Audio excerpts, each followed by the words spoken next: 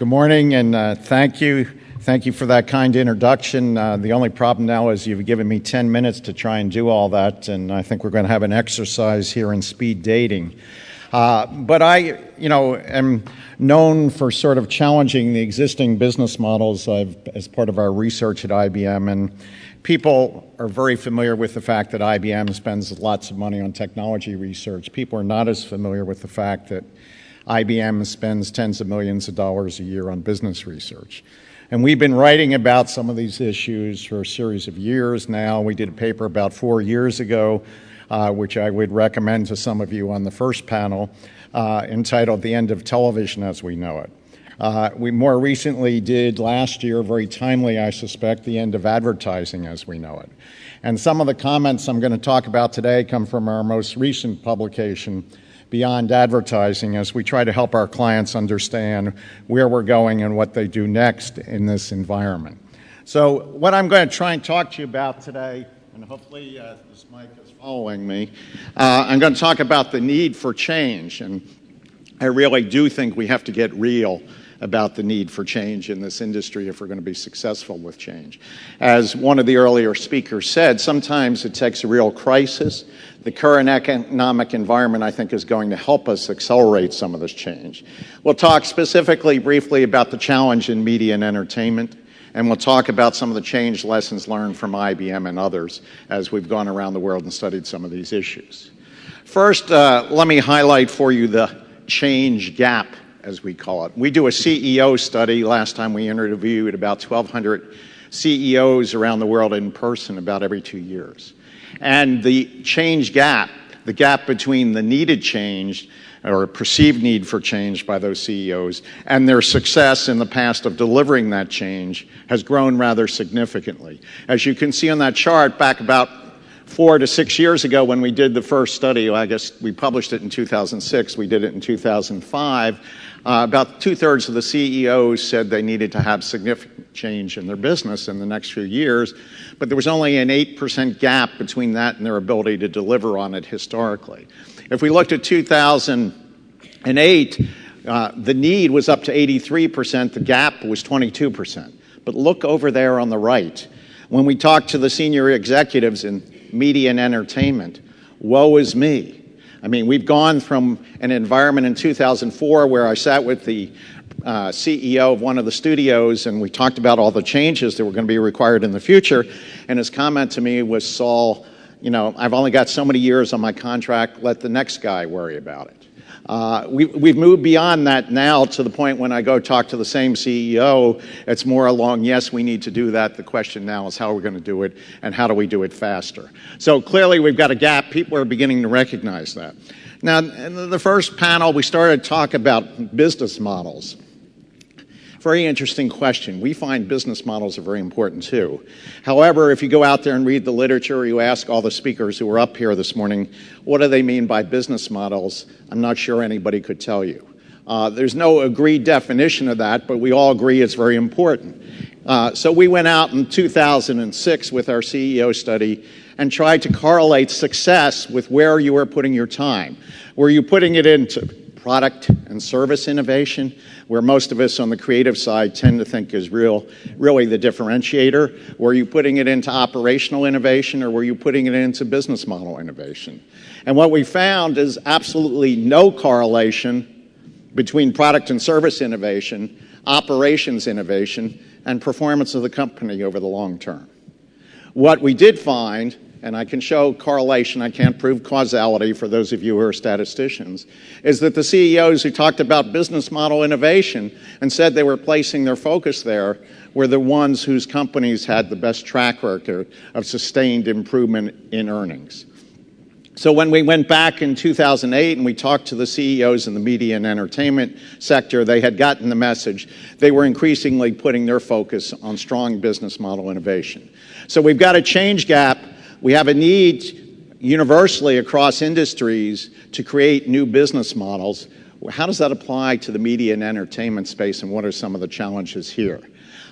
First of all, as somebody said, in the earlier panel, we have to talk about both above line and below the line. The idea that we talk about advertising, I think, is wrong. We need to talk about marketing. So when I go out and speak and somebody says to me, are advertising expenditures going to go up or down? My answer is wrong question. We really need to be competing we need to be looking at the marketing budget. And we need to do that in a way, as several of the other speakers said, that we're much more granular, we're much more consumer-centric, and we have the measurement and the contextuality on a cross-platform basis. M&E companies, to do this, need to build a new set of capabilities to change for the future, and that's where I'm going to spend a couple of minutes with you today.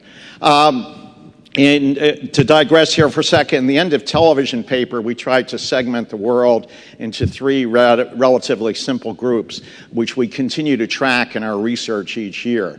These three groups are the massive passives, as we call them, the cool kids and the gadgeteers. The massive passives, you can tell when you go in their house if they have usually still a VHS player, but if they have a DVD player, it flashes 12 o'clock, and it will always flash 12 o'clock. Because they've never learned how to program it. They never will learn how to program it. When TiVo first came out, everybody, how many of you have TiVo or DVR? We need to get some audience participation, wake everybody up here. Well, when TiVo first came out, everybody who had a TiVo, this is back, 2001, said, this is the greatest device I've ever had. Totally changes my life. Totally changes the way I watch television. Only problem was, at least in the US, only 5% of the populace ever bought a TiVo or a replay device at the time. Why? Because the massive passives are not going to bring that device home, figure out how to plug it into 6 other devices, and not know who to call when it doesn't work properly. Now, if you work for IBM, the problem is they call you thinking you know something about how to make any technology work, and I have to explain it's not what I do. But those are the massive passives. They're the majority of the audience. That's where we make most of our money. That's where the media industry gets most of its, if you will, content paid for. And guess what?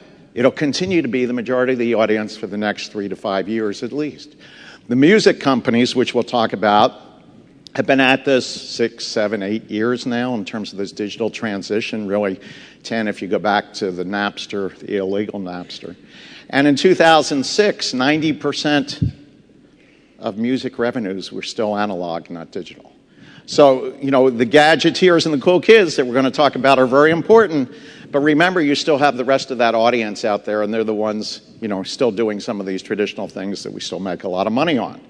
Then we have the gadgeteers, probably most of you in this room. In the US, we say these are the people who had to buy the iPhone at $600 when it first came out, even if it wasn't a very good phone. These are the people who also have to have the latest and greatest device. Some of these people still have a Newton in their closet. Any of you remember what a Newton was? That was Apple's first attempt at a PDA. But, that was the device for them. We all know the cool kids, too much time, too much bandwidth, and not enough money. Hard for us to monetize them. These groups have different behaviors. They're all moving in the same direction. But as one of our earlier speakers suggested, some of them are becoming authors. Some of them are uploading content.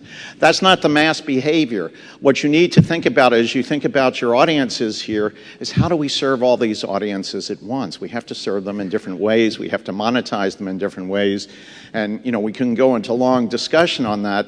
But where most people tend to lose it is how do we put these things together and how do we make them work together? And as one of the speakers earlier suggested, you can't spend the same amount on doing the things you did traditionally if your market is going to fragment and you're going to have to serve these different segments. As I say to people, this is not about moving from black and white TV to color TV. This is not moving from one set pattern to another set pattern. We're in an era where technology is going to continue to drive shorter and shorter life cycles and continual change in business models. So when we think about that, we have to think about change more broadly. As one of the other speakers suggested this morning, we're going to see the dollars flow in different places. It's going to move out of the traditional advertising. It's going to move more into the interactive and the other types of marketing channels beyond advertising.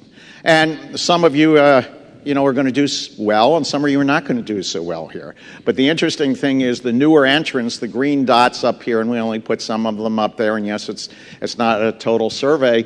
Some of the newer players, even in this downturn, are the ones who are growing.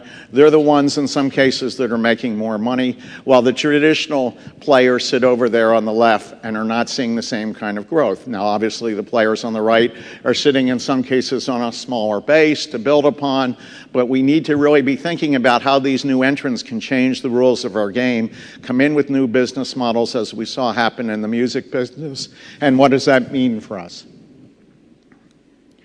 So we say it's all really about two dimensions of a matrix. Being good strategy consultants, the whole world has to be simplified to a 2x2 matrix. And we talk about the level of granularity and the degree of integration. And we think that really some of the content owners are moving, if you will, to the cross-platform integration. We don't know that they're doing it very well. We see others moving towards ROI-driven performance measures and trying to attack the measurability and the addressability of the individual that we're going after. The challenge, we think, is you need to do both. And we think the ad agencies sit in the middle there. They have the, if you will, the ability to be the honest broker, to be the insight provider that moves us across both of those continuums at the same time. However, we would suggest to you we're not doing that very well today. And we think you need to start to build a series of capabilities today to move forward into the future. And I apologize if I speed up here. The red lights are ringing already up here.